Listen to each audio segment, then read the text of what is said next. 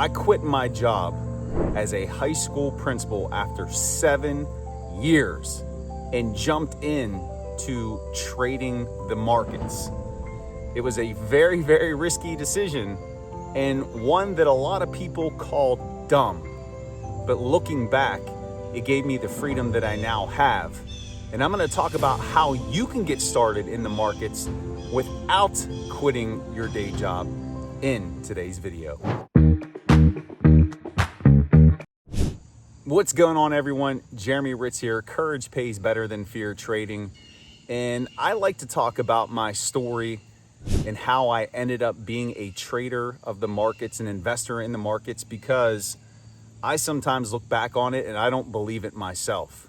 But in my past life, I was a high school principal for 7 years at a tremendous school that was prestigious. We had amazing students, amazing staff, and the performance of the students was amazing, and it was a great career, but I was not fulfilled.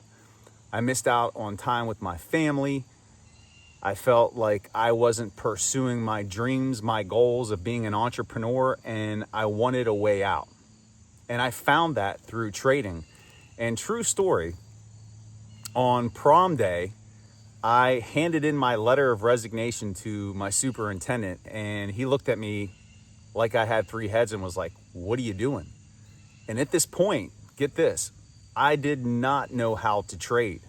Up until that point, all that I did was hold stocks long-term for my kids for whenever they were ready to go to college. And that was the extent of my knowledge. But I had reached a pain point where it didn't matter for me anymore. I needed to make a decision because I had spent so much time complaining about how I wasn't fulfilled, how this job wasn't for me, that I was missing out on time with my family, but I never took action.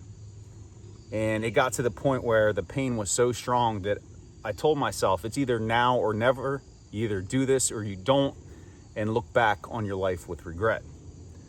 And so with zero knowledge, zero understanding, handed in my letter of resignation, finished out the year, and set course to learn the markets. And I started trading real money right away. And something that I don't recommend that people do, you have to paper trade first, you have to practice first. But what I wanted to share here in today's video is, if you are feeling that type of way, that you're in a situation where you're not fulfilled, I'm not saying quit your job, but you need to begin taking action, moving toward what it is that you want.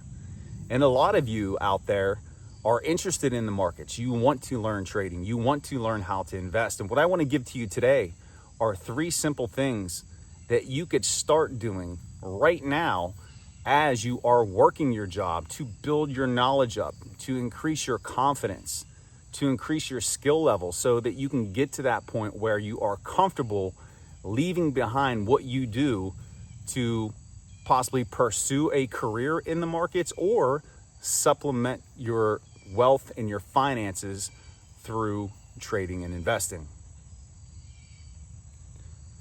So step number 1, educate yourself.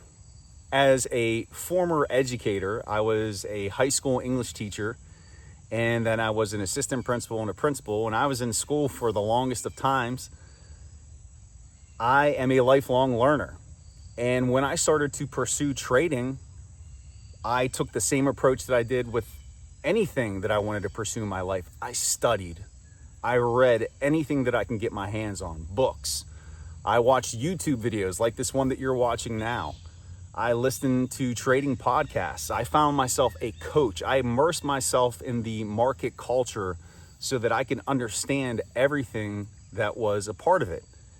And it wasn't all smooth and easy. There were concepts that I didn't understand, specifically when it came to options in trading.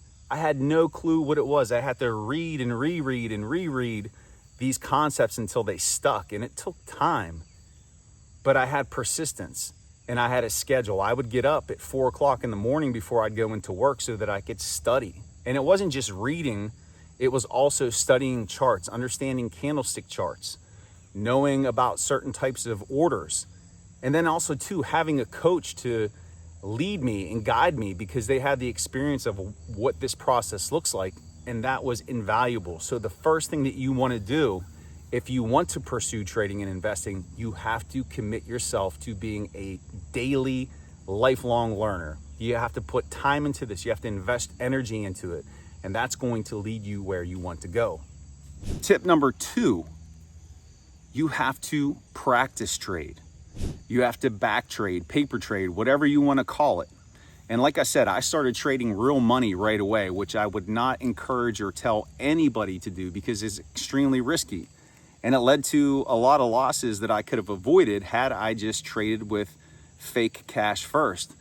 And if you just download TradingView, this is a charting application, they have a paper trading system that is inside of TradingView. And so what you can do is use real-time market data to set up trades, entries, stop losses, profit takers to test out strategies that you're learning. And once you find a strategy that works for you, that you have success with, then you can use that and apply it to actual trading of real money. And the reason why you want to start with trading with fake money is because if you don't know what you're doing, you're exposing yourself to unnecessary risk that you don't need to. And this is where patience comes into play.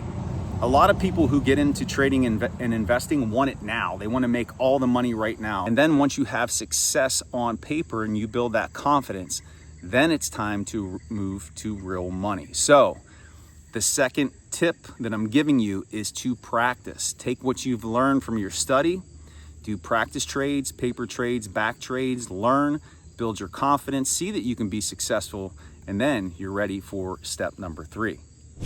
And then step number 3, tip number 3, is once you've invested your time into studying, once you've built confidence and consistency by practicing your trades, doing paper trades, then at some point you have to take the leap to real money. And this is where a lot of people get stuck and get afraid.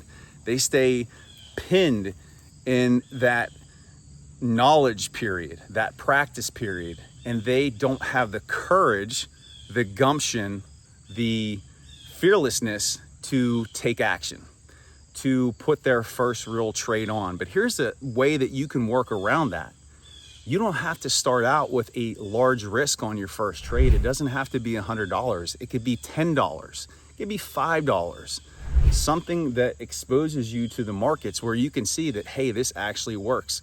This trade that I won deposited $10 into my trading account. But you can't stay stuck in that period of learning, because if you're just learning, you're pretend trading. You're pretending to be part of the markets. And you can't live in that space. At some point, you have to take the action and let it rip. Courage does pay better than fear, but only after you've put in the time to study, after you've practiced and built the confidence, then you take aim, you fire, and see how your strategy works in the live markets with small amounts of money. And by doing it that way, again, you're seeing proof of concept that, yes, the market can pay you.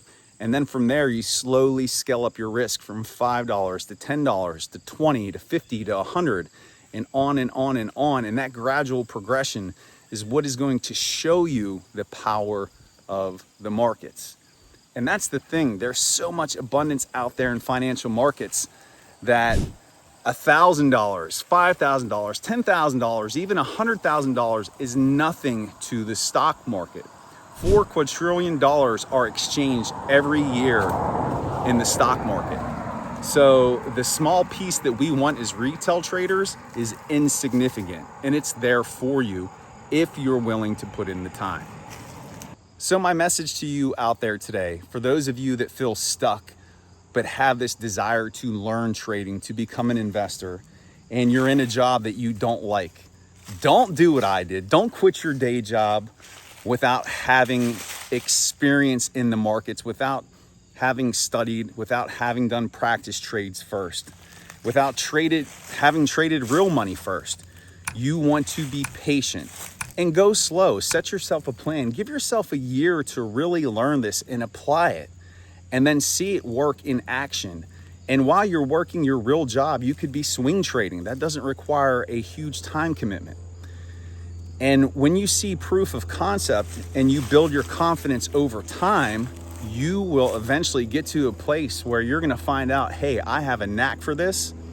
And if you really succeed and are successful, then that opportunity to trade the markets full time and leave your job behind become a reality.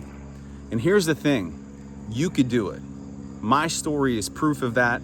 There are thousands of people out there who have done the same thing, and it's possible for you too. But what are you willing to sacrifice? Are you willing to give up sleep?